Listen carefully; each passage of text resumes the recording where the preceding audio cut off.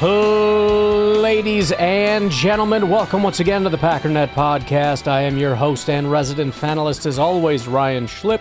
Check us out online, packernet.com. Find me on Twitter, pack_daddy. If you've been playing along, you know that today's goal is to get through the last 4 of the potential first-round picks for the Green Bay Packers at wide receiver. That is the certainly not talked about enough Luther Burden out of Missouri. Mecca Bucha, another potentially underrated prospect, at least from the standpoint of being a little confused why he doesn't get more hype, I guess, but, you know, we can explore that perhaps. Matthew Golden, another guy. As I'm sitting here, it's just dawning on me, for a Packers fan base that has been obsessed with wide receiver, and still, as far as I can tell, wants them to draft a wide receiver, I'm not seeing, like, overwhelming, like, love for almost anybody. I mean, Teteroa McMillan has, like, a camp, and I think Jaden Higgins has a camp. I haven't seen a ton else. I saw recently, and I forget who it was, I apologize, but I think he was a Packers personality of some type, writer or something, but he had made the comment, and I went and tried to look it up a little bit, provide a little context, but he, I'm paraphrasing here, said that every Packer fan wanted Jackson Smith and Jigba. Mecca Bucha is a better prospect than Jackson Smith and Jigba. And I mean, I can't speak to the efficacy of that necessarily, but it's close enough to being true that the gap between how much Jackson Smith and Jigba was talked up and how little Packer fans seem to be doing backflips about Bucha is a little surprising. And I'm trying to contemplate what that could be. And you know, again, there aren't superstar... There's not a lot of superstar hype for really anybody to begin with. But even in the national media and whatnot, I think fans in general, could be wrong, are struggling to really be all in on a ton of people. But it's a little sad, because I feel like this is the closest we've been, or the closest I've been, to genuinely believing the Packers have a high percentage chance of taking a wide receiver. And it is the first year since I've been doing this that Packer fans aren't screaming for any one of about 10 wide receivers and begging for a wide receiver. I just feel like this is going to be the year they actually do it, and it's going to be ho-hum, you know, and still people aren't going to be happy. Well, of all years and of all the people you got da-da-da. It's like, oh boy. Not that there isn't some truth to it, but yeah, I mean, again, McMillan, I don't know if it's a big factor that he's probably not going to be there, that people don't get their hopes up, or if it's the fact that he's not like a 4.29 guy, because I know speed is a big thing for pretty much all fan bases, but I think Packer fans have always kind of had a special place. As much as they complain about, you know, there's too much emphasis on RAS, boy, Packer fans love a player that, especially wide receiver, if that dude's got like a 10 RAS and he's 6'4", runs a 4.34, find me a Packer fan that doesn't want that guy. Which brings me to Matthew Golden, where there's some, you know, it's the fact that it's like he's sitting right around 23 on the consensus board. He's at 20. He's got 4.29 speed, and just recently he came out with the comment that he actually still had a lingering ankle injury, which affected his 40 time. I don't know if he's just talking trash or what.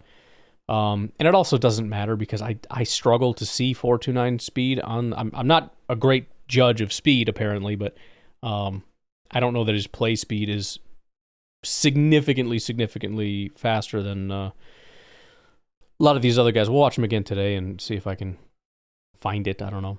But it is, I mean, it's surprising. I mean, you got Matthew Golden, who is a first-round pick. He's got ridiculous speed. I don't know that I've heard a ton of people that are like, Matthew Golden at all costs. I haven't seen that camp.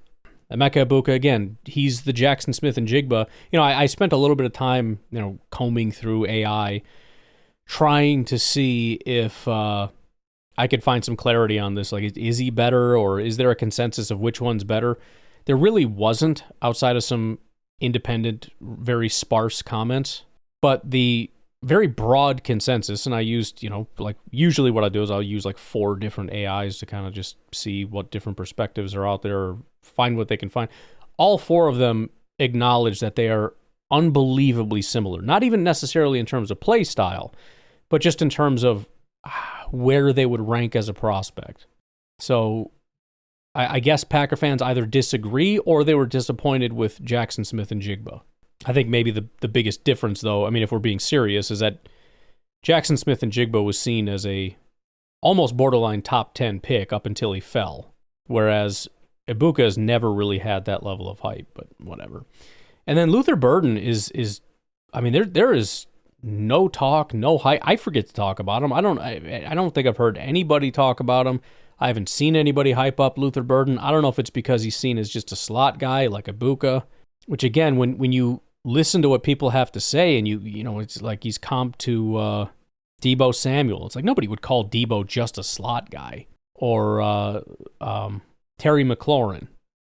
I don't even know if McLaurin plays in the slot. I don't know, but he's a big body guy. That I mean, he's 206 pounds. He is the third heaviest receiver behind so you got the two big guys, McMillan and Jaden Higgins. And then after that, IO Manor and Luther Burden are both 206. I mean, he's a pound heavier than Trey Harris while being 2.5 inches shorter. Got, 4.41 speed, a lot of after the catch stuff. He is the youngest receiver of all these people. Nobody seems really interested. So part of the reason that I wanted to do a lot of this stuff is just kind of like, I don't want to be shocked.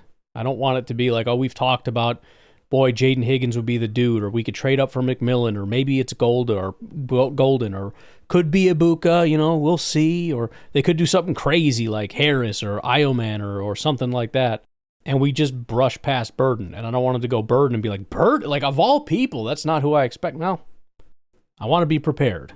That's all I'm saying.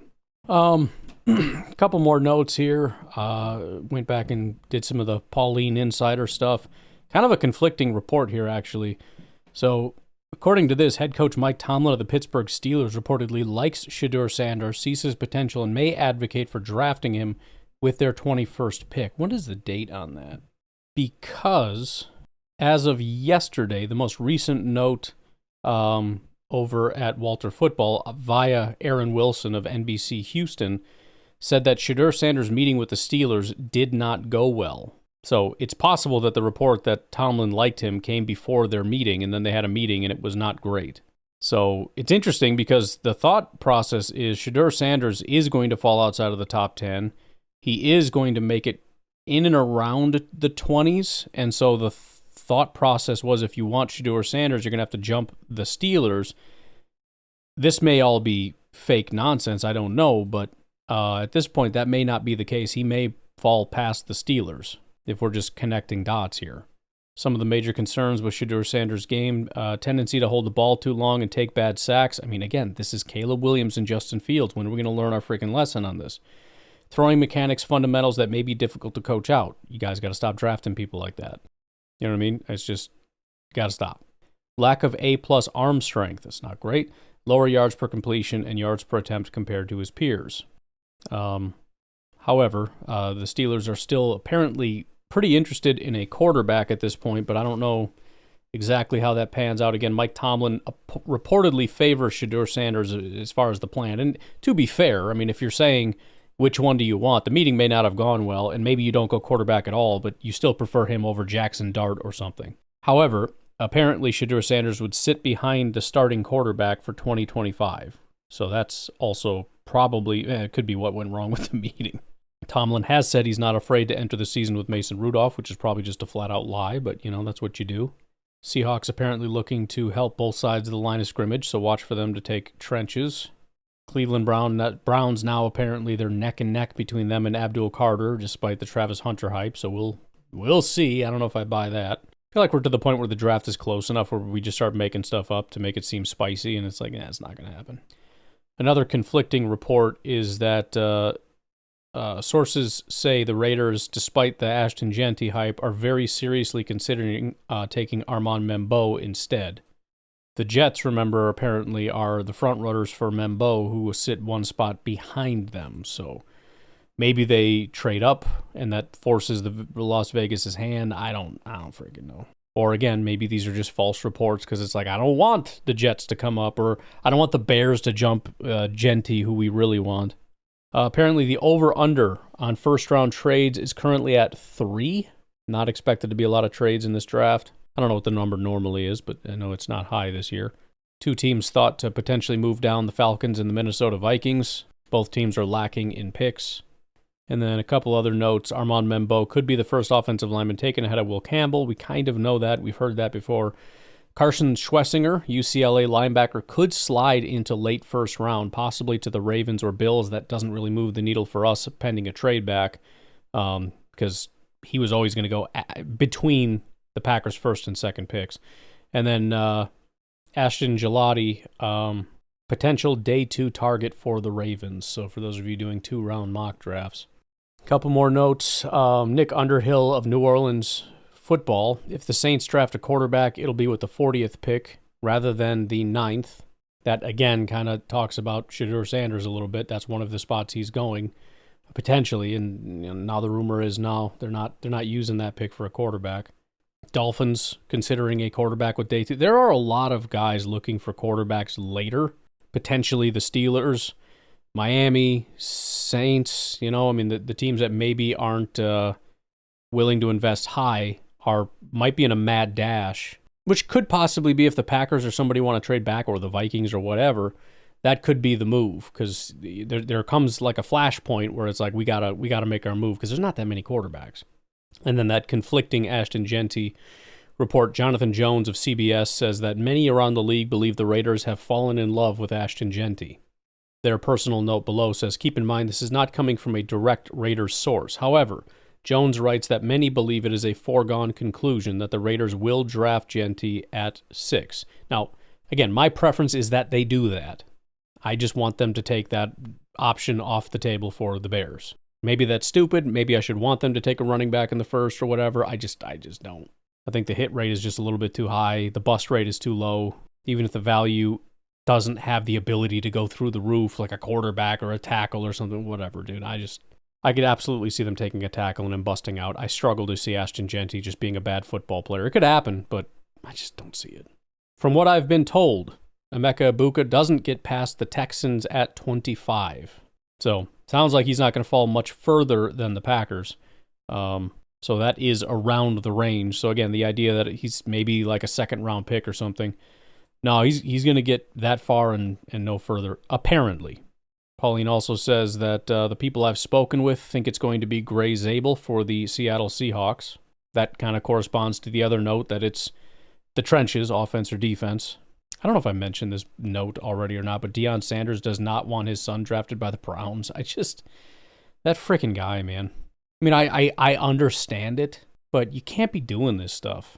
And now the report that the meeting with Shedeur didn't go very well. Well, yeah, he probably acts like his dad does. I haven't heard a ton from him, but he does sound super cocky and arrogant, and I'm sure he's had that instilled in him, this attitude of like, pass on me at your own peril. I don't have anything to prove to you kind of attitude. He was probably annoyed that he had to meet with the Steelers to begin with because he felt like he shouldn't even fall that far. I don't know.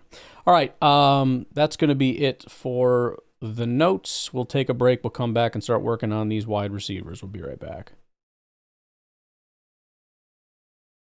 All right, let's kick it off with Luther Burden. As far as game selection, obviously I've already watched games. I don't remember which ones, but I think a good game to watch for him is going to be Texas A&M, I think is what I picked. Yeah. So I want to find ideally a good game, but more importantly, make sure that they have some quality corners. Luther Burden had essentially 4 good games, 3 of them kind of in the upper tier, which isn't fantastic, but it is what it is. One of his better games, though, was against Texas A&M. The reason why that's a solid choice is that they have a really good corner, slot corner, by the name of Brian Mays, number 20. So that is one of his better games. It is up against a really good corner, so easy selection. So let me just say, and one of the things that I like about this is my not that I'm following probably prescribed procedures, and some of this stuff I probably could have just been told, and maybe I'm just learning the slow way, but I'm slowly finding more and more things that I want to make sure I'm checking that box. right off the bat, first of all, he's on the boundary. It's a big question for him. Can he play on the boundary? Number two, he's pressed up. So he's not up against that super good Brian Mays guy. He's up against somebody else. I'm not going to look him up, but it doesn't matter. He gets a release off the line where the defender doesn't even get his hands on him. That's fantastic. He's got pretty good speed down the sideline. They're pretty much neck and neck. If the quarterback throws a perfect ball, it could be over the shoulder, but he ends up throwing more of a back shoulder.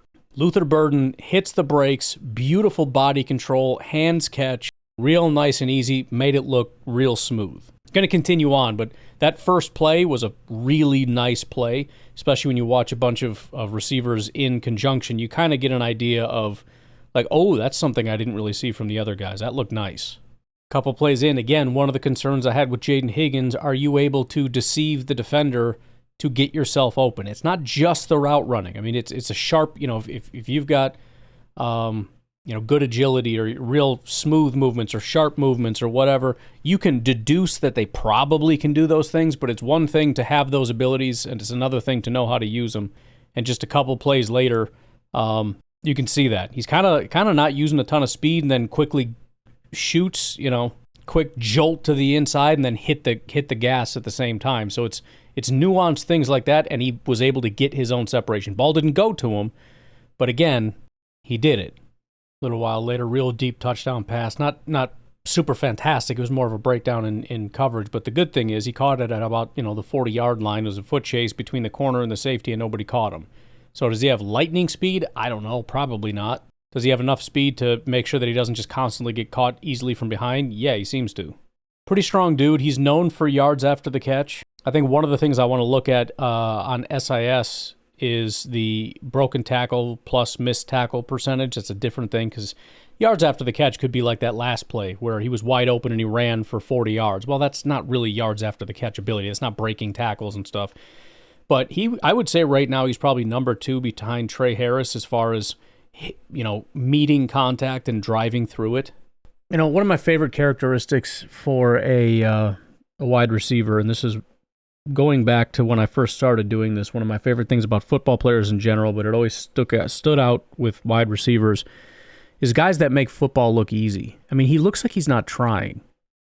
In fact, one of the things that kind of annoyed me a little bit is that it almost looks like he's jogging. Some of these guys, they get in their stance and then you snap the ball and it's like a freaking greyhound just firing out like he's pushing and he just looks like he's jogging and I'm like, what are you doing, dude? But you look at the corners and they're struggling to keep up with him and he's not running. One of the things you can check is watch the 3 receivers come off the line. Who's winning? Who's dragging? He's not slower than the other guys. So I don't know if it's just his style. As far as like the way he runs just looks like he's not trying to run. I don't know. It's very weird. And one of the things he likes to do in route running is lulling people to sleep. Kind of just like, oh, I don't care. Poof, gone. But yeah, I mean, he looks like he's just jogging around. He runs a quick out route. Nice, easy catch. He has a low drop rate, 4.7%. So he's got good hands, real smooth, catches it. And then he's got some pretty good ability to do stuff in the open field. He is one of those guys that Matt LaFleur could use on end-arounds, jet sweeps and stuff. He can do all that stuff. I don't know if it's because like his shoulders don't go. When you usually start running, you tip your whole body forward and you kind of lean away. He's just kind of standing straight up. I don't know. I can't. It's an optical illusion. He really looks like he's just like, man, I'm going to go for a little jog here. But he's not. One of the other things I noticed with him being kind of strong and sturdy and whatnot is that he's very subtle in his movements, so his ability to kind of get around people is there. But one of the things that happens to a lot of guys is there's still some level of contact as you brush past them, and that can kind of slow you down. He doesn't seem to slow down. He'll get a little sudden movement to get around you so he doesn't plow into you, but then that little bit of contact, it doesn't faze him. He's just like, yep, good, just keep moving. No big freaking deal. Man, this guy's slick. He is slick. He can get open, but even when he doesn't, man, these back shoulder throws, his body control is so smooth. His hands are so good. I mean, there's a couple different plays that come to mind. He had one, just a real quick short slant route, and the quarterback threw it really far behind him. I mean, basically right into a linebacker's chest. Probably wasn't going to catch it because he's a linebacker, wasn't super paying attention, but right into his chest. Burden does a diving backwards catch. I mean, that is the prototypical should have caught it / okay, but throw the ball better. You want to find a guy that's going to bail out your quarterback throwing bad balls. And then there was like 2 plays in a row. One where, again, he did the gear down, lull to sleep thing and then hit the gas to get behind him. It did work. He got him to bite, but it was just a real tight window throw. He got it in there. The quarterback threw it a little bit too far out of bounds. Again, real nice body control. Just got got his body up, and I could swear his feet came down out of bounds. I mean, I was convinced that was the case, but they said he caught it. He must have got a toe in. You only need one for college, but I mean, the ability to do that was impressive. And then immediately after, it was the same thing. He does a little wheel route, tries to get behind him, maybe has a half a step if you get a really nice throw, but instead the quarterback throws it under. He gears down at the right time, has beautiful body control, turns around, catches it, gets his feet that like nothing. Like as a defender, what are you supposed to do? Sort of a last minute, like I'm just going to hit the E-brake, jump up in the air, catch it while you're trying to slow your momentum down. It's just so smooth looking. I really like, I mean, I'm basically done watching this. I think the only question for me and Luther Burden is, do you believe he can win on the outside? Can he be a genuine X receiver? And I when you look at the strength that he shows, the ability to win off the line, he has plenty of speed. You could say he's short, but he's 5'11". Actually, that's a lie. PFF says he's 5'11". He's 6 foot tall. Matthew Golden is 5'11". So what are we talking about? I mean, if we're going to say IO Manor could be an X receiver at 6'1", but Luther Burden can't be because he's an inch shorter, but the exact same weight and faster than IO Manor, and has better hands than IO Manor, has a quicker 10-yard split than IO Manor. I mean, he does have the smallest hands of the group, which you could say is a negative until, again, you look at the fact that he doesn't really drop passes. He had drop issues in 2022, his first year. 2023, 2024, his drop rate was 4.4 and 4.7. His career drop rate was 6.8, which is still low, with a rookie year of 13.2%, which he got cleaned up. So, I like him. I do like Luther Burden, and I do think he could win on the outside, and he doesn't have to live. I mean, nobody does anything 100%. You can mix and match. You can have Romeo and Wicks on the outside with Luther Burden in the slot. You can have Reed on the outside occasionally. And yeah, you can use Luther Burden in the slot. You also use him at time. I mean, the way they use him at Missouri, there's so much motion. Yeah, you start him outside and then you run him across the formation, and he ends up running some wheel route across the formation out of the backfield, or some quick slant route or something. I mean, he's a chess piece that you move around. But the question is, can you, if you need him to be that guy that we need him to be, the X receiver that can just win on the outside against top corners in the NFL? I mean, of course, I can't answer that for anybody as far as being a dominant receiver that can do that consistently. But as far as the boxes I would need to see checked, I don't know what box he doesn't check other than he primarily played in the slot at Missouri. So answer the question of is he just a slot guy? And if you say that no, he can win on the outside, then I have zero reservations, and I like Luther Burden a lot. Burden, by the way, number 3 on the Beast Draft Guide, 3-year starter at Missouri. Burden was predominantly a slot receiver in offensive coordinator Kirby Moore's motion-heavy scheme. With only 100-yard receiving performance in 2024, he wasn't able to build on his All-American sophomore season as the entire Missouri offense struggled, but there were enough flashes to tease his high-level talent. And again, I'm not going to go back and watch every single one of his games, but I can tell you there was visible frustration on the part of Luther Burden for, like, what are we doing here? I was open and you didn't throw it, or just bad passes. I mean, the quarterback was under duress a lot, and he was panicking a lot, and it just looked disjointed. Plug in an NFL caliber quarterback behind a solid pass blocking offensive line. Does Luther Burden thrive? I think so. I think his opportunities go through the roof. He had a catch in 34 straight games, which is the second longest streak in school history. Didn't miss a game because of injury in 3 college seasons. That's huge. Finished number 4 in Missouri history in career catches at 192. 2 frustrating 15-yard penalties on the 2024 Boston College tape, including one for throwing opponent's mouth guard in frustration. Burden says, I have to cut the nonsense out. So you got maybe a little Quay Walker situation there. Luther Burden, only boy of 10 kids. He has 8 older sisters, 1 younger sister. Whew. Grew up in a neighborhood called The Ville in inner city St. Louis. His mother is Gay Union. That is not her orientation, that's her name. Gaye Union. Father, Luther Jr., was a star guard in the St. Louis University basketball team in the mid-'80s, more than 1,300 career points, and played briefly with the Indiana Pacers. In '87, Luther Jr. was arrested for selling cocaine to an undercover police officer and was sentenced to 4 years in prison. Of that, he served 1 year. He now works at a supermarket distribution center. Luther Burden said, "My dad is my best friend," which checks out. It's usually how that goes. At age 8, Burden started playing football at Wall City Rec Center. He made such an impact that the coaches at Herbert Hoover Boys and Girls Club asked his parents to work with him. In his first year with the program, he helped lead a team to the league Super Bowl championship as a running back and defensive back. He received the nickname Touchdown Burden. From age 9 through middle school, Burden was a standout basketball and football player at Herbert Hoover, moved to wide receiver in 5th grade. He originally attended Cardinal Ritter College Prep, a private Catholic high school in St. Louis. As a freshman, he paired with senior wide receiver Jamison Williams. That's pretty cool. That is the 2023 first-round pick for the Lions. The duo led the program to a 16-1 record. Its only loss coming in 2018 Class 3 state championship game. Burden was in the midst of another productive year in his sophomore year when the team's season was canceled after 7 games because of rostering an ineligible player. The team's coaches were fired. That's unfortunate. Pandemic happened in 2020, obviously. After junior season, Burden transferred to a football powerhouse, East St. Louis High, in January 2021, primarily so he could graduate early and enroll in college. He finished his 3 high school seasons at Cardinal Ritter with a bunch of stats. As a senior, Burden earned All-American All-State honors, led the team to an 11-3 record in the 2021 6A state championship game, which they lost. He was named All-Metro Offensive Player of the Year, finished his final season with a bunch of stats, adding 8 punt return touchdowns, wow, and a 54-yard rushing touchdown. Burden was also a top-flight basketball player in middle school and led Cardinal Ritter to the 2019-20 Class 3 state basketball championship as a sophomore. He didn't play basketball his final 2 years of high school. He was a 5-star recruit. Burden was the number 1 ranked wide receiver in 2022. That's awesome. And the top-ranked recruit in Illinois. He was ranked as the number 3 recruit nationally behind only athlete Travis Hunter and defensive tackle Walter Nolan.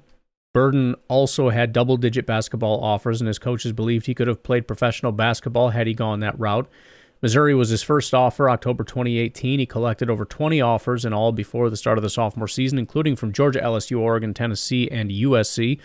Burden narrowed his choices to Alabama, Georgia, Missouri, Ohio State, Oklahoma, and he committed to Lincoln Riley and the Sooners in October of 2020. He then decommitted August 21, and 2 months later officially announced he would be staying close to home and play for head coach Eli Drinkwitz and Missouri. He was the number 1 recruit in the Tigers 22 class and became just the 3rd consecutive 5-star recruit in program history. Burden opted out of Missouri's 24 bowl games, skipped his senior season. I do like that, by the way. I mean, typically, these 5-star guys are going to go to the top programs. They're going to Ohio State, or I don't know if Alabama was still relevant at the time or whatever, but that's generally what they're going to do. The reason why Missouri has only had so few 5-star recruits is because that's not where, when you have all those offers, you typically tend to go. He did it because of family. I appreciate that. 2022, 78-yard punt return touchdown, 10-yard rushing touchdown, 1-yard rushing touchdown, and enrolled that year. 2023, his second year, he was second-team All-American, first-team All-SEC, led the team in receiving and 2-point conversions. That was his best year, by the way. So, a lot of times in situations like that, you go back and watch maybe their better year, which would have been 2023. Very similar, Jordan Love. His final year was not his best year. Derek Stingley. His rookie year was the best, and he continually got worse. And that was a big flag for me because I remember I had done, for Derek Stingley, I had put together my statistics sheet where you look at all the data and you come up with sort of an algorithm to find out how good they're going to be. Well, if you look at his final year, he's garbage. If you look at his rookie year and use that data, he is by far the number 1 corner. And I wasn't really sure what to do. I don't know how to handle that. Well, clearly using the rookie data was the right way to go because Stingley's a phenomenal corner. 2024 first-team All-SEC, led the team in receiving, 61-yard rushing touchdown, 3-yard rushing touchdown, missed the bowl game / opted out. All right, and then we've got a Mecca Bucha. Very, very similar in terms of okay, but is he a slot guy or can he play outside? Or, should we even bother? Very similar. He's 6 foot, little bit taller, 6 foot and 7/8. He's 201 instead of 206.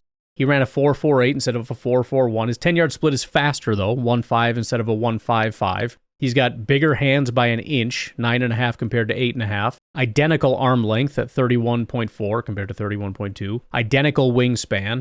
He is a little bit more than a year older, but just 22.5 years old, and has a 9.72 RAS. Luther Burden didn't do enough to get an RAS, but Mecca Bucha has the second best of this group. Only Jalen Knoll had a better RAS, but all of them, like I said, there's 5 of the 8 guys that did enough to get RAS scores, and all of them are in the 9s. It's pretty absurd, especially when you got guys like IO Manor and Trey Harris that you don't really think of as athletes, but obviously they checked enough boxes, or we just get too focused on they're big and they didn't have super fast 40s like a 4.54 Trey Harris had.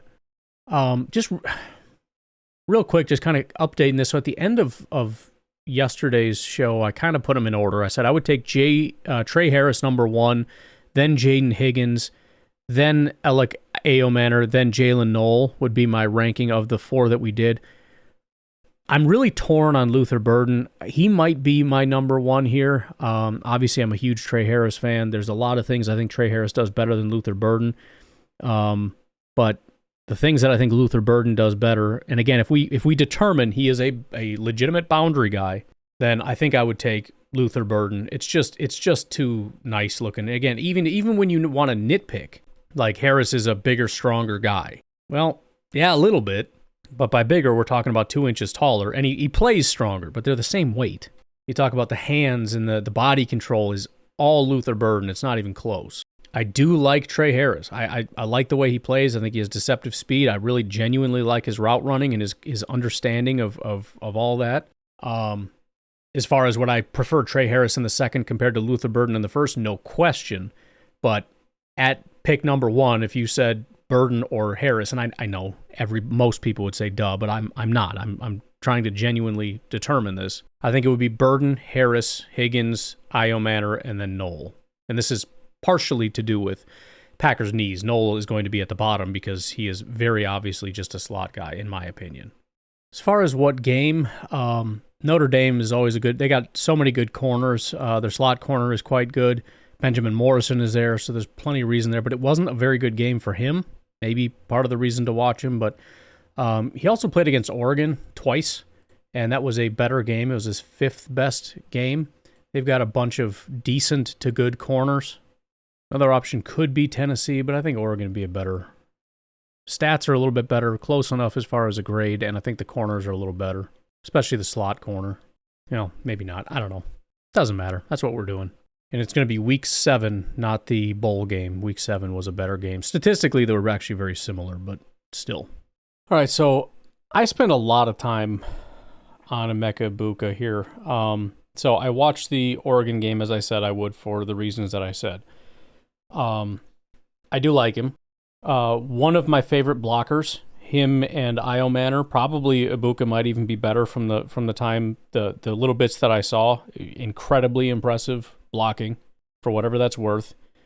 They used him a ton out of the backfield. I think he's impressive in that regard too, sort of that punt return, kick return type of stuff. Just give him the ball in space and see what he can do.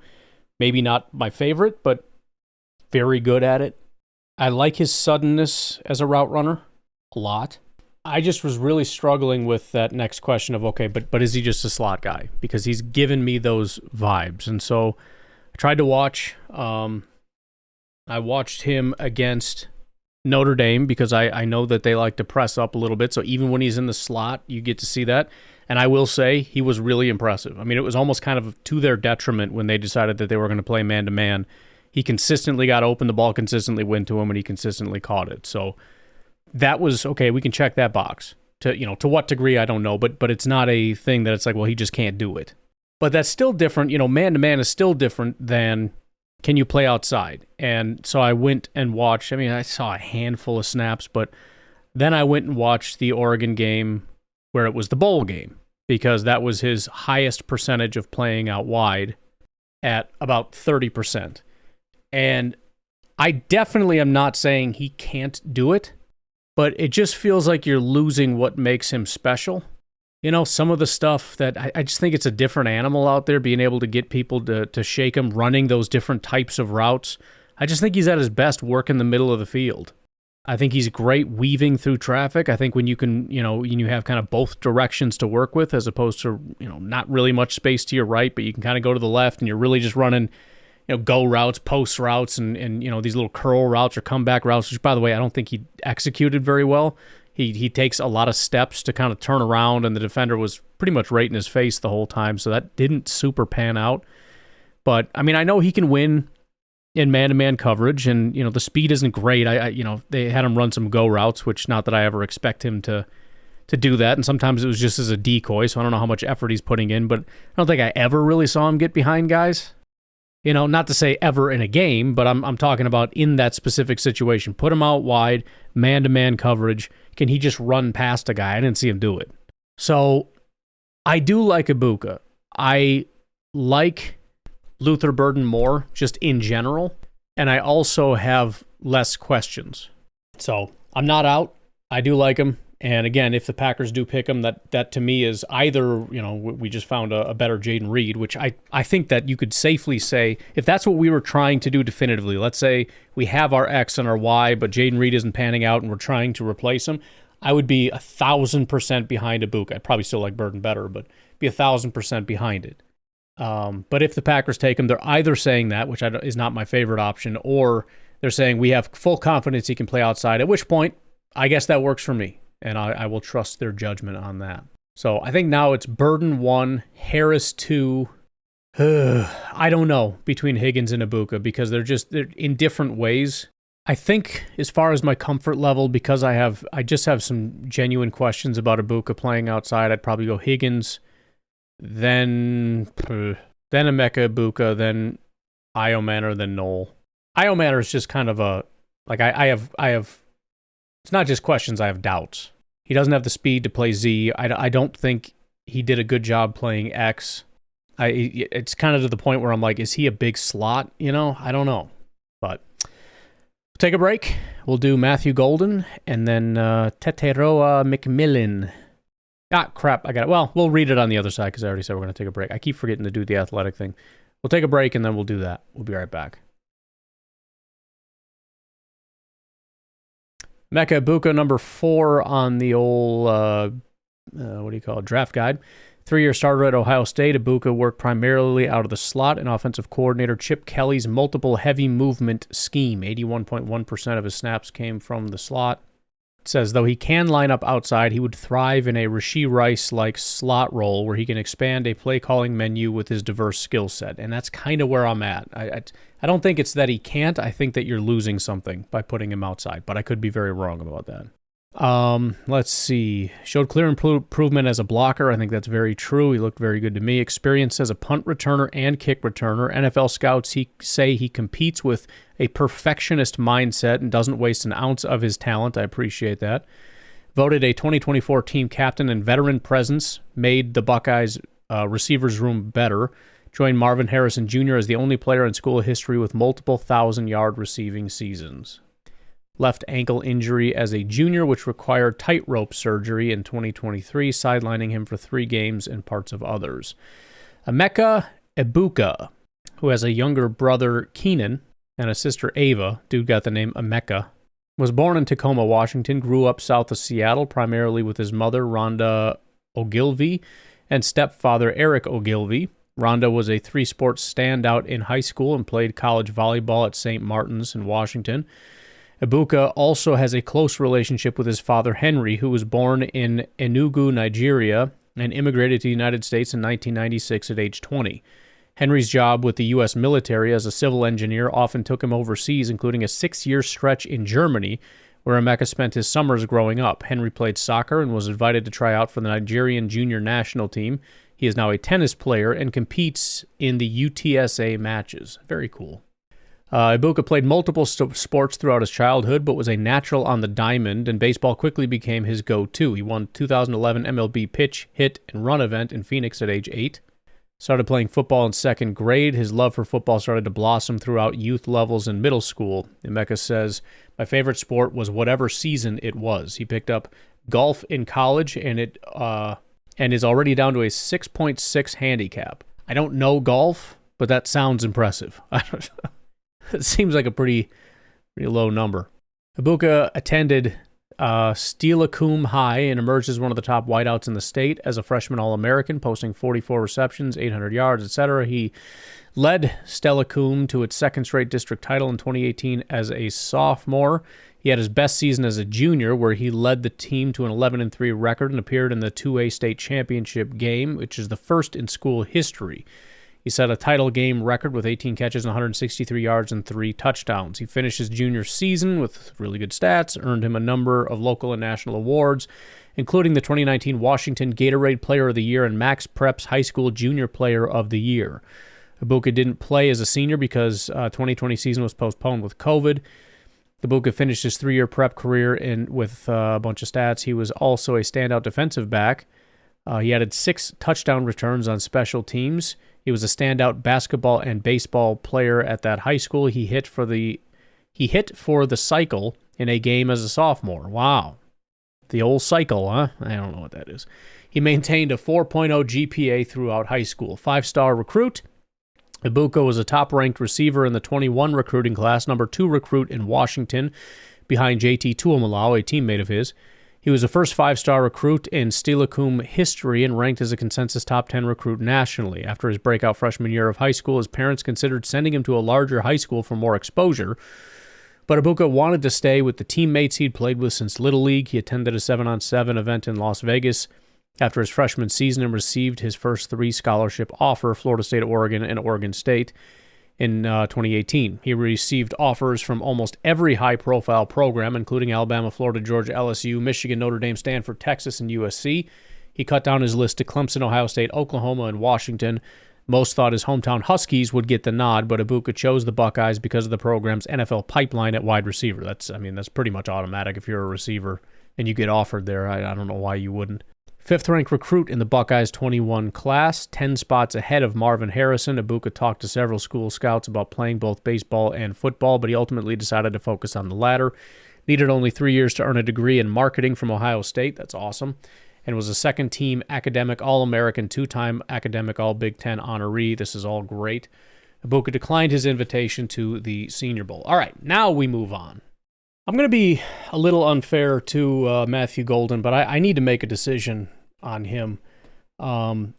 He has a decent chunk of games to go through. It's certainly not his worst game, but he had a 66.8 grade. By the way, he only had 5 games 70 or above. Actually 4 with a strict 70. 1 game at 89. So his grades weren't phenomenal. But here's the thing with Golden. I like several things, but I need a definitive answer on him. I need to know, are you genuinely that number 1 guy? And so I want to see him against Michigan, because Michigan, not only do they have Will Johnson, who is one of the top corners in this draft, probably going to be drafted before Matthew Golden does. And he did play in this game, even though he only played 6 games. He is the 3rd highest graded corner on this team. In order, the 8th highest graded defender is Amir Hall, then Jair Hill, then Will Johnson. And so I want to see this. So I watched it. I want so desperately to get there.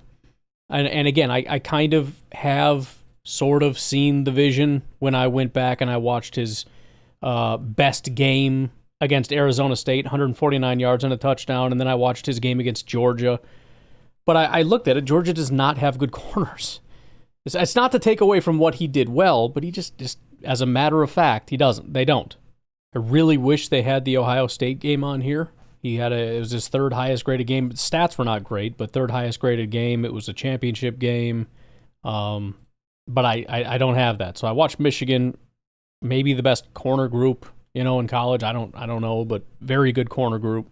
I'm struggling so hard to see the vision here. First of all, I don't buy the 4.29. I've been saying that since day one. There are guys, when you watch their speed, it's like, holy crap, right? I've said Chimere Dike, Ty Felton, guys like that, you watch them run and they're shot out of a cannon and they sail past people. I've never seen Golden do that. I just haven't. He's not sailing past anybody. In fact, and I don't know if he's just taken some off, and I understand the Texas has fast receivers. They do. But I consistently did the thing where I watched and I said, okay, let's say unabated, right? You don't have a guy in your way and you're running in a straight line. I want to see you a yard, 2 yards, 3 yards ahead of your teammates. On one particular play, I'm watching. There are 2 players, one on each side. They're running. No defender touched them. And before either of them had to slow down to come out of their break, I wanted to see who was further. Matthew Golden was a yard behind another player. And I thought, well, I want to make sure this isn't like some super, super fast guy or whatever. Do you know who it was? And I double, triple checked this. I checked his number. I checked like, okay, let's check in different spots, like, because maybe he was gearing down here or whatever. He had a yard on him. It was number 81, Juan Davis, a tight end. Not even Gunnar Helm. It was Juan Davis, the worst player on of all their receivers that they have. Doesn't mean he's slow, but it's just a matter of record here via PFF. So again, when you are a yard behind Juan Davis, the tight end, 6'4", 235. I'm just, I'm not seeing it. I'm not seeing the fruits of it anywhere. The only time I kind of would see it is if he's running across the middle of the field, not running straight down the field or anything like that, but kind of in zone, right? So the other problem with him is he's a smaller guy. And so when there's contact, he gets knocked off his route. He isn't able to fight through it. Remember, he is the smallest of all these receivers. He is 5'11". Actually, Jalen Noel is 1 inch shorter, but Matthew Golden is actually lighter. Jalen Noel is 194. Matthew Golden is 191. If he gets touched, he's off his route, and his speed gets down to 0, right? So it's a problem. You make minor contact with him, and the odds of him hitting that top speed, whatever that is, apparently when he's running around in his underwear, coming out of a 3-point stance, he can get to a 4.29. Whatever. But as far as him playing on a football field at max effort, I'm not seeing anything close to 4.29 speed. I can't see it. Now again, the stuff he did at Georgia was pretty impressive. I saw him, be able to get off the line and everything to demonstrate that he does have that ability. There's some contested catch stuff or whatever, but I can't, no way he's ahead of Luther Burden in my mind. He's just not. I mean, the only selling point would be the 4.29 thing, but I think Burden is a better route runner. I think he has better hands. He has better body control. He obviously can fight through contact. I mean, he is 15 pounds heavier, which is weird because it's like Golden is an X receiver, well, it's a Z, but he's a boundary receiver and Burden is this slot receiver. So there's just this assumption. Burden is 15 pounds heavier and plays like it. After the catch there's nothing there with Matthew Golden. And don't tell me his yards after the catch numbers, because again, a 47-yard untouched touchdown counts as a yards after the catch, and that's going to skew things. I'm talking about yards after contact. Golden's not giving you hardly anything in that regard. So the yards after the contact isn't there. As far as his ability to win off the line, I mean, yeah, kinda, but it's not jaw-dropping. Nothing he does makes my jaw hit the floor. It's just kind of, yeah, he can kind of do it, and I think he can kind of do everything. And, if he really does have that blazing, that's cool, I guess.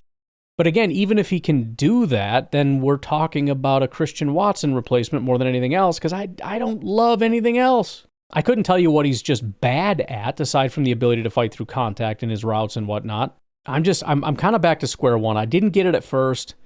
The only thing, compared to like a Mecca Bucha on these like quick comeback routes, he can gear down and get turned around pretty fast, and that can be a big benefit. So in certain routes, sure. And so you can probably develop a little bit of a route tree here where it becomes necessary. I really struggle with him as far as man coverage goes, especially when you're talking contact and everything. I would rather have Burden and probably Higgins and Harris than Golden. Now, again, can you see the vision? Of course. He's kind of in the Higgins basket of, I understand it from a tools standpoint. And actually, maybe he should go in the Higgins basket because it's kind of the same thing as Higgins. Supposedly, this is some 4.29 freak that ran a 1.47 10-yard split. Nobody else even cracked 1.5. He's young, so he's got all the tools to be this great. Okay, yeah, so that's the vision. Great, cool. But I didn't see it. I just can't fully get there. So, again, he's probably in the Higgins group, but I think I would probably prefer Higgins a little bit just because, he is 6'4", 214. Matthew Golden runs a 4.29, like, in theory. I can see the size for Higgins. I can't see the speed for Golden. So I guess it would be, what did I say? Burden 1, Harris 2, then Higgins, Golden, and Mecca Bucha. I feel like that's harsh for Bucha, but I just, again, my current evaluation is that he needs to be a slot receiver. And if I'm wrong, then I'm wrong, but that's just kind of where I'm at. And then IO Manor, and then Knoll. All right. Let's do his little breakdown here. 1-year starter at Texas, Golden was the Z receiver in head coach Steve Sarkisian's RPO pro-style spread offense that was used across the formation with heavy motions. 76.1% of snaps out wide. After 2 promising seasons at Houston's air raid scheme, he was an underrated addition for the Longhorns in 2024 and proved especially valuable when it mattered most. 102.8 receiving yards over his final 4 games. He can play inside or outside and become a go-to target for an NFL offense. Returned 2 kickoffs for touchdowns in 23, 25.8 yards per kick return. Very self-confident and embraces competition. Emerged as top option in Texas's talent-rich wide receiver room in 24. Coaches trusted him to play every wide receiver position in the playbook. Missed 2 games as a freshman after suffering a rib injury in October of 22. Missed the final 3 games of his sophomore season in 23 because of a turf toe injury that required surgery. Matthew Golden, born and raised in Houston, primarily lived with his mother, Alicia, who is a former track athlete and grandmother. The family sometimes was forced to live in hotels and other housing. Golden said, "The way we grew up keeps me motivated and driven." Golden also has 2 younger sisters on his father's side. He was introduced to football by his uncle Major and started playing at age 6. He was primarily a running back in youth football, although he saw time at quarterback and wide receiver. Golden also played AAU basketball during the summers and grew up playing the drums at his church. He enrolled at Klein Cain High in Harris County, where he was a 3-year letterman and played with future Longhorns teammate Jaden Blue. After playing on the freshman team, he moved up to varsity as a sophomore, made an immediate impact, setting a school record with 4 touchdown catches in his first game. He earned first-team All-District honors. As a junior, he helped the program to an 8-3 finish. Golden had his best season as a senior, earning honorable mention All-State and first-team All-District for the 3rd straight year. He had 43-yard pass and interception as Klein Cain finished 9-3 and advanced to the second round of the 2021 6A state playoffs. Golden was also a standout track athlete in high school. He and Blue teamed up on a relay team and won districts in 2021. Golden had personal best 10:93 seconds in the 100 meters, a bunch of other stuff. 4-star recruit, Golden was the 29th ranked wide receiver in the 22 recruiting class, number 34 recruit in Texas. Once he moved up to varsity as a sophomore, college recruiters quickly took notice. He received his first offer from Tulsa midway through the 2019 season as a junior. Golden picked up offers from the Power 5 conference, including SEC and Big Ten, Arkansas, Indiana, Wisconsin. After visiting Fort Worth the summers before his senior year, he committed to TCU in June. However, he reopened his commitment toward the end of the senior season, added offers from LSU, Texas, and Jackson State. In the end, Golden decided to stay home and commit to Houston. Golden said, "Those other schools came in too late. I already had a good relationship with the Houston coaches." Top-ranked recruit and former head coach Dana Holgerson's 22 class, 3rd highest-ranked recruit in the history of the program, behind Ed Oliver and Deontay Greenberry. After Holgerson was fired, Golden entered the transfer portal in 23 and quickly heard from Georgia, LSU, and Miami and decided he wanted to play in the SEC his final season. Seeing how Texas used the wide receivers in its offense in 23, he committed to the Longhorns. After 1 season in Austin, he skipped his senior year to enter the NFL draft. In 2022, when he enrolled at Houston, he missed 2 games due to a rib injury, set freshman school records for receiving touchdowns. In 23, he was a second-team All-Big 12 kick returner, 100-yard kick return touchdown, 98-yard kick return touchdown, missed the final 3 games due to turf toe. And then 24, he led the Texans. He led Texas in receiving.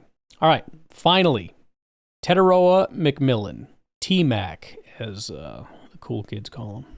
PFF grades in 24 were pretty inconsistent, but he didn't have any bad games. His worst was a 57, so basically average.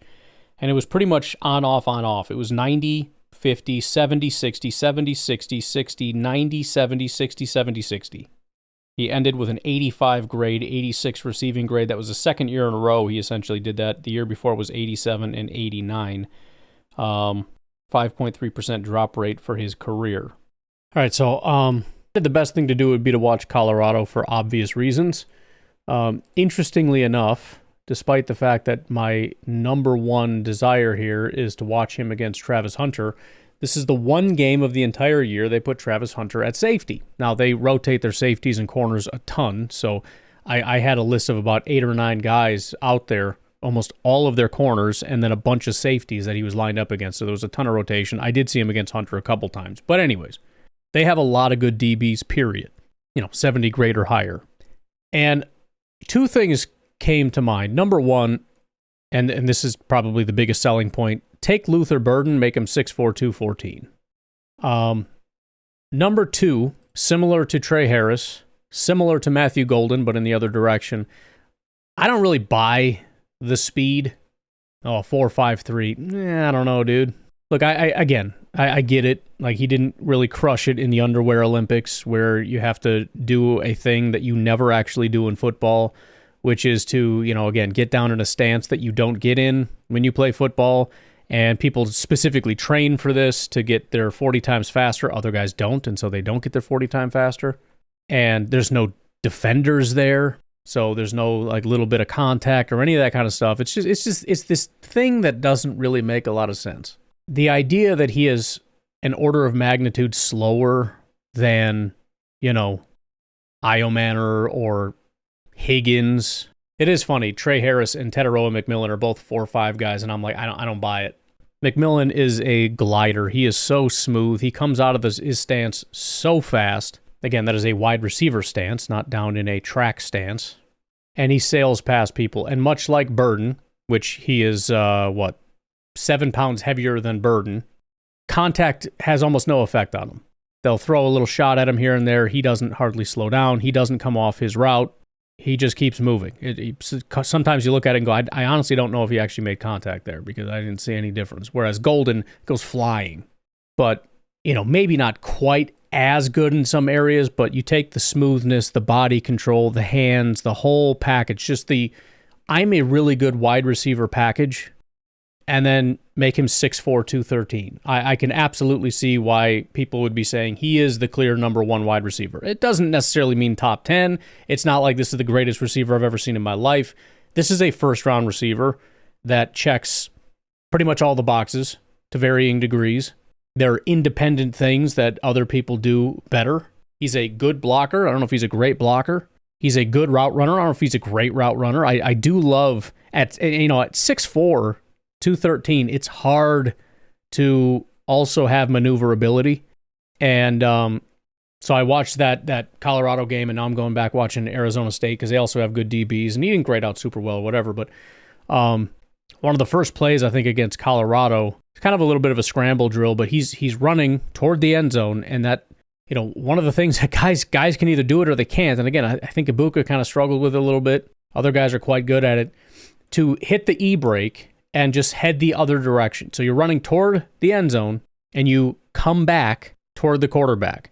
Can you do that without doing 3, 4, 5 steps? Can you do it suddenly? And then can you accelerate back to the quarterback? He did that, I think, on the first play, and he lost that DB by about 10 yards. That's impressive. The first play, when you're looking at Arizona State, he was covered. He didn't really do very much. It was just a little, he more or less just came out of his stance and kind of turned around, and, the DB was draped on him. The quarterback threw it, which was surprising because he kind of just stood there and let the DB drape. Didn't matter. Long arms, extended his long arms, caught it. He's like a tight end, so, good luck trying to break up that pass, even if you have good coverage. Breaks free from that tackle and continues on his way. The thing as far as speed that kind of came to mind for me was Kyle Hamilton. So I watched Kyle Hamilton. He's a real big, real long, everybody loved Kyle Hamilton. And I watched him, and this guy could cover ground like you would not believe. He took 3 steps, and it looked like he went 20 yards. It was the freakiest thing I've ever seen. He ran a 40 time of 4.59, almost a 4.6. And yeah, people started talking about, early first round pick to he's going to fall. That 4.6 is a problem. And I'm sitting there and I'm going, bro, he's fast. This is a lie. The 4.6 is giving you false information. And he's 6'4", 220. So he's got a similar build to McMillan. just on the other side of the field, but he just this great football player that is incredible. He can cover ground like nobody's business, physical, the whole package. And it's like, yeah, but a 4.6, dude, I don't know. It's like, I don't care. Like, it's a lie. It's a lie. I don't know why it's a 4.6. I don't have the answer. He's not slow. He is one of, if not the best safeties in football right now. Now, I'm not saying that McMillan's going to be the best wide receiver in football. I just, if the speed seemed to be a problem, fine. It's just not. I mean, I watched him get behind Travis Hunter. Did he get like a ton of separation? No, but consistently was able to get behind them. You quick move off the line and accelerate, and you get behind them. Very few people go from like getting past a guy to being a yard, 2, 3, 4, 5 yards past them. It's not usual a thing that happens, but you get yourself in that position, and then it's on the quarterback to throw it past you, especially a guy with this long of arms being 6'4". That's a pretty decent sized target, even with a half a step in front of a guy. That's NFL open. And he did it over and over and over again. Is he flying past people? No. But the idea or the picture that would be painted of a 4.53 receiver, and by the way, as an X receiver, you're not primarily asking him to run go routes, but the fact that he can make a quick move off the line and get behind a guy and sustain that half a step lead against guys like Travis Hunter pretty much tells me whatever I need to know. Actually, I went and watched that again. He broke the initial tackle, broke a second tackle, then broke a third tackle. So again, I'm not going to sit here and say this is an absolute slam dunk because you never really know. And obviously there have been better wide receiver prospects that are kind of like Teteroa McMillan, but have the blazing speed aspect and all that stuff. Whatever, bigger, stronger, whatever. This is probably one of the prospects I feel the best about, that I have the fewest questions about, that I would feel the most confident would come in and make an impact. Is he a top 5, top 10 receiver? I don't know, but I think he's a good receiver. I think he comes in, he is the X receiver. I think he provides a dimension that not a lot of guys can bring, certainly in this draft class. Maybe that's unfair because there's a lot of guys outside of just the first round, but I don't think the problem is I don't think he falls to 23. So then the question becomes, is he worth trading up for? And I'm not going to be mad if they do it, but that also raises the level of how 100% sure are you that he's going to not only make an impact, but a pretty substantial impact? Would you give up an additional second or third or fourth or what? It gets to be tough. If he falls to 23 for some stupid reason, yeah. I think the only thing I'm genuinely concerned about with him is the comment about I don't watch film. And I know that's slightly out of context, but not really. Like that's gotta be fleshed out by the team.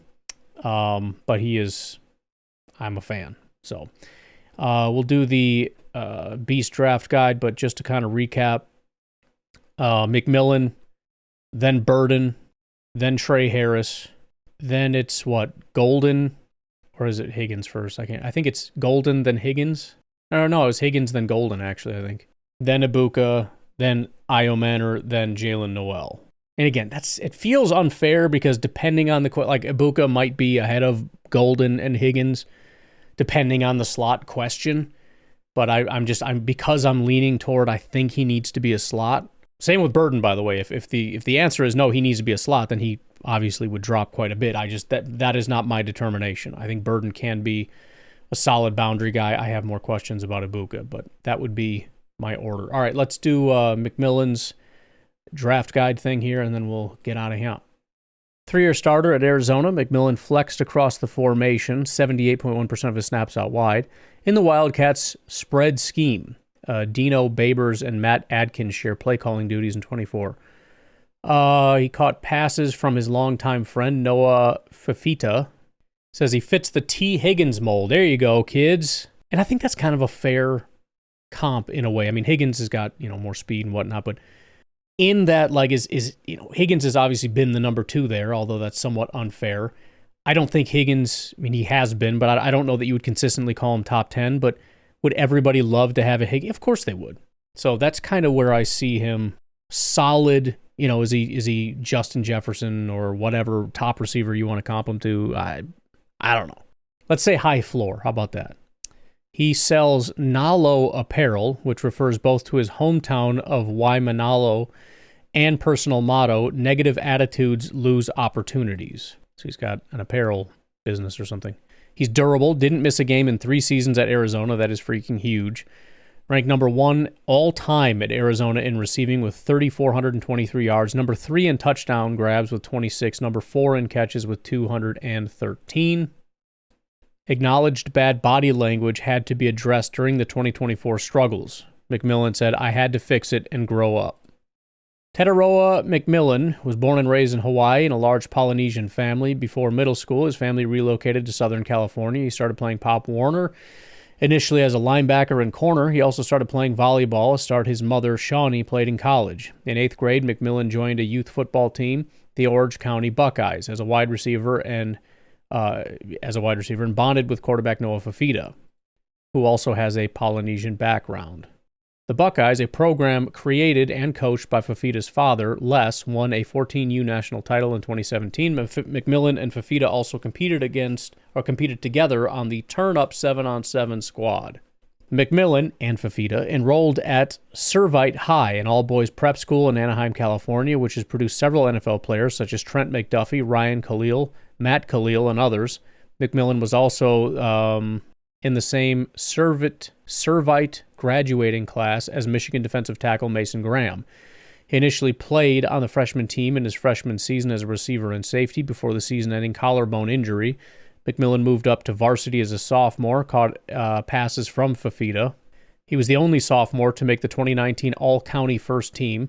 As a junior, he was named Orange County Male Athlete of the Year, 2020 COVID. As a senior, McMillan earned first-team All-State honors for the second straight season. He led Servite to a 10-3 record in the third round of the 2021 Division I state playoffs, lost to Mater Dei. He was named 2021 Polynesian High School Player of the Year and 2022 California State Player of the Year. From his freshman year on, McMillan juggled being a multi-sport athlete. He started on the basketball team in December and January, played volleyball in February and March. McMillan earned second-team all-conference honors in volleyball as a freshman, and as a junior helped lead Servite to the Division II championship match. A 4-star recruit, McMillan was the 5th-ranked wide receiver in the 22 recruiting class, number 4 recruit in California. He was ranked as the number 51 recruit nationally. Even before he became a standout on varsity, his recruitment blew up during the spring of his freshman season when he received an initial offer from Nevada. That was followed by offers from Arizona State, BYU, Hawaii, Nebraska, Oregon, Oregon State, and Utah, all in May of 2019.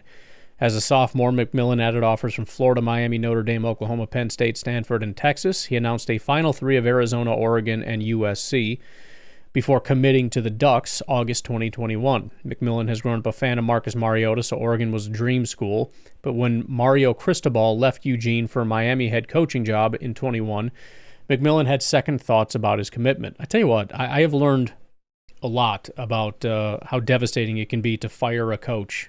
If, I understand in college if you're not successful, you got to move on. But, I mean, it's like every single one of these extremely talented guys is like, I'm leaving when these coaches end up getting fired. You lose a lot of prospects that way.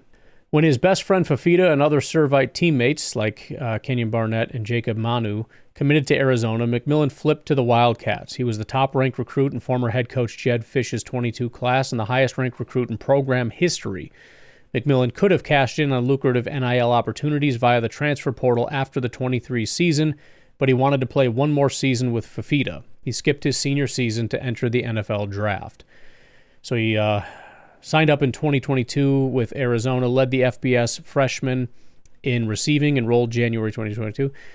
Third-team All-American, second-team All-Pac-12, led the team in receiving and had a 21-yard touchdown pass in 23. And then in 2024, he was first-team All-American, first-team All-Big 12, led the Big 12 in receiving yards. So, there you go. There's the receivers, ladies and gentlemen. We'll see what we decide to do from here. There are obviously other possibilities. There are tight ends. Colson Loveland, Mason Taylor, Elijah Arroyo, not super likely options, but it's there. Safeties are, I would say, extremely unlikely, but, whatever. Running back, again, shockingly unlikely, but it's there. And there's, 4 of them that are potentials. Quarterback, I want to watch him, but I don't know I don't think we're going to talk about him. Offensive line is the one that probably needs to be covered. The other ones, I'll probably watch, but we don't need to do an episode on it. I feel like I don't want to do it because I just don't think we're drafting offensive line. But this entire project of not being surprised goes down the drain if I don't cover offensive line and they take an offensive lineman. It's going to be a 2-day investment. There's 4 tackles and there are 5 interior offensive linemen. So we'll probably do that and then call it. I'm going to get out of here. You guys have a good rest of your day. I don't have a ton of time to do Packernet After Dark. We do have enough calls.